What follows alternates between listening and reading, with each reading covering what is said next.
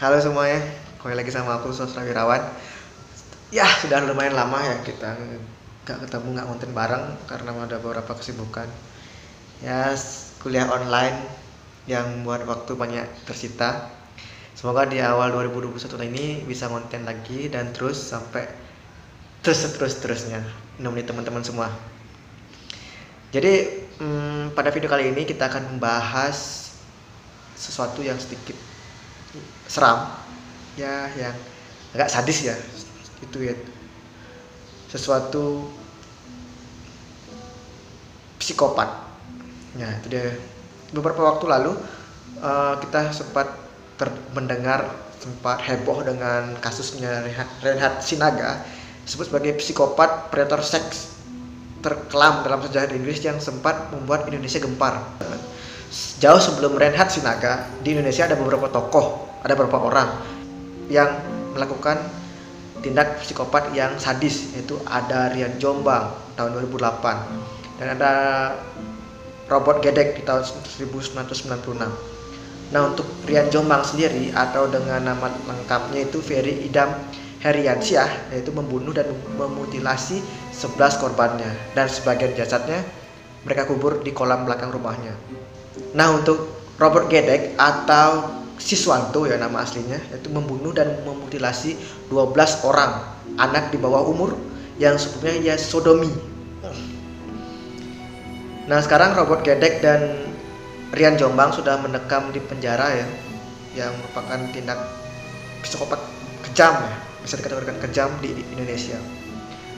Tapi perlu kalian ketahui bahwa sebelum era Rian Jombang dan juga Robert Gedek itu ada satu nama yang membuat gempar dan sekaligus membuat kita sedikit berpikir kenapa dia bisa melakukan hal seperti itu. Namanya adalah Ahmad Suradji. Sebelum kita lanjut bercerita tentang Ahmad Suradji, jangan lupa subscribe channel ini, like dan komen di bawah ini agar channel ini terus berkembang dan terus menjadi channel yang lebih baik untuk kedepannya. Oke?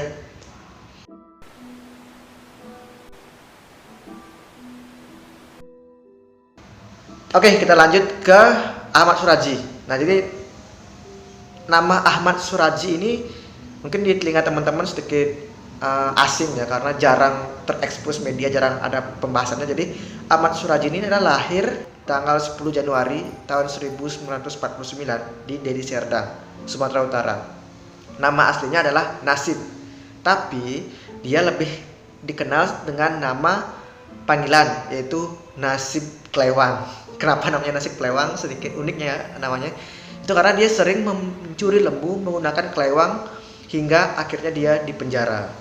Nah, ketika ia bebas dari penjara setelah kasusnya sering mencuri lembu itu, dia mencoba peruntukan baru, yaitu dengan mengubah namanya dari Nasib menjadi Ahmad Suradji. Dan dia kemudian dijuluki dengan nama Datuk ya. Datuk setelah ia menikahi 3 wanita, kakak beradik dan tinggal serumah dengan mereka hingga Ahmad Suradji dikaruniai 9 orang anak. Kegilaan mulai terjadi itu pada 1986 yang diawali saat ia tertidur pada suatu malam.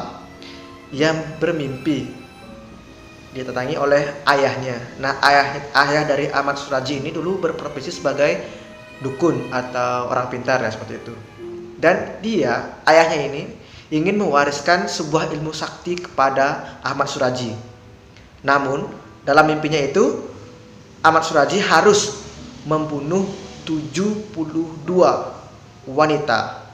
Bukan hanya membunuh ya teman-teman, tapi ia juga harus melakukan ritual meminum air liur dari korbannya yang hendak ditumbalkan. Jadi sebelum dibunuh, dia harus minum air liur dari korbannya itu. Nah, berbanding lurus dengan keinginan Suradji yang dari sejak 12 tahun sangat terobsesi dengan ilmu perdukunan atau ilmu hitam, kemudian menggunakan kedok sebagai dukun AS atau Ahmad Suradji untuk mempermuluskan aksinya ini, untuk melakukan syarat dari mimpi yang ditandangi oleh ayahnya itu. Kemudian Ahmad Suradji segera melaksanakan syarat tersebut, walau awalnya ia agak bimbang, tapi satu persatu wanita yang ditumbalkan oleh Ahmad Suradji dibunuh secara keji. Cara membunuhnya pun beraneka ragam, tapi yang pasti ia tidak boleh ketinggalan untuk meminum air liur dari korbannya itu sebelum ia membunuh korbannya. Selain meminum air liurnya dan membunuh korbannya, Ahmad Suradji juga mempreteli harta benda dari korbannya itu. Nah, 11 tahun sudah berlalu. Ahmad Suradji melakukan ritual gilanya itu. Jadi Ahmad Suradji mampu menyembunyikan segala perbuatannya dari masyarakat maupun pihak berwajib. Dan pada akhirnya, tibalah di suatu sore pada tanggal 27 April tahun 1997, Desa Semayang di Desa Serdang tempat Suradji tinggal mendadak gempar ketika ditemukan sosok mayat wanita tanpa busana di kebun tebu. Nah, warga kemudian berbondong-bondong untuk datang melihat mayat siapakah itu. Keadaan semakin memanas karena beberapa waktu yang lalu gadis desa, seorang wanita desa tepatnya bernama Sri Kemaladewi, hilang sejak 3 hari yang lalu. Setelah dicek mayat itu dan benar saja mayat itu adalah Sri Dewi. Mendapat kasus tersebut, kepolisian Mapolsek Sunggal segera menerjunkan aparat-aparatnya untuk menyelidiki apa, siapa, dan bagaimana mayat Dewi bisa sampai di tempat itu atau di kebun tebu itu. Setelah dicek, sebelum Dewi menghilang, dia sempat dikabarkan cekcok atau bertengkar dengan suaminya, yaitu Tumin. Orang tua Dewi dan warga menuding Tuminlah pelaku dari pembunuhan Dewi ini. Nah, polisi tidak cepat untuk mengambil keputusan bahwa Tumin yang bersalah, tapi polisi menahan dulu sementara Tumin untuk dimintai keterangan.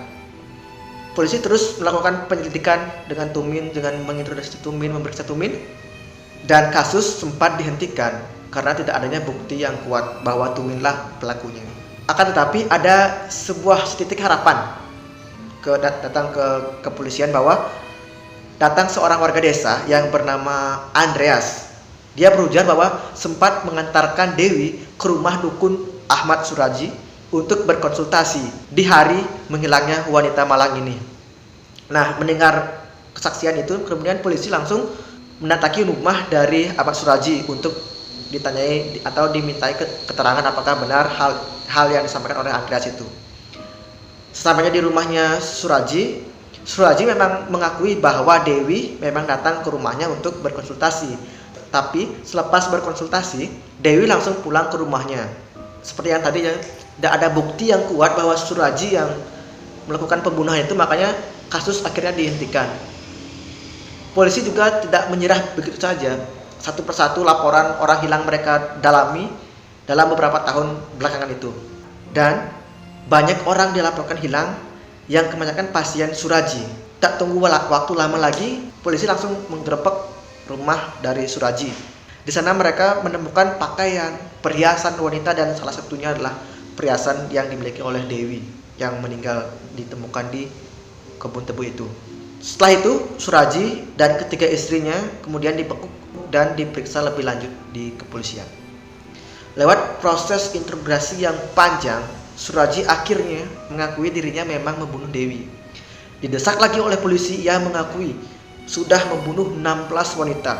Didesak lagi oleh polisi dan dia akhirnya mengakui bahwa dia sudah menghabisi 42 wanita. Dalam aksi kejinya ini, Suradji dibantu oleh istri pertamanya yang bernama Tumini. Nah, jadi si Tumini ini mengambil barang-barangnya, perhiasan dan segala macam, dan si Suradji menyekap dan menyiksa wanita-wanita malang itu, dan sebelum dibunuh dia harus minum air liurnya itu demi sebuah ilmu yang dijanjikan dalam mimpinya oleh ayahnya. Nah, dalam pengadilan Suradji dijatuhi hukuman mati. dan istrinya yaitu Tumini dijatuhi hukuman penjara seumur hidup. Pada tanggal 10 Juli tahun 2008 pukul 22.00 yaitu hari dimana eksekusi mati dari Suraji. 3 buah peluru dilesakkan ke dadanya sehingga dia langsung tewas di tempat saat eksekusi itu. Eksekusi ini juga mengakhiri riwayat dari pembunuhan paling bengis di Indonesia. Paling bengis dan sedikit menjijikan ya teman-teman.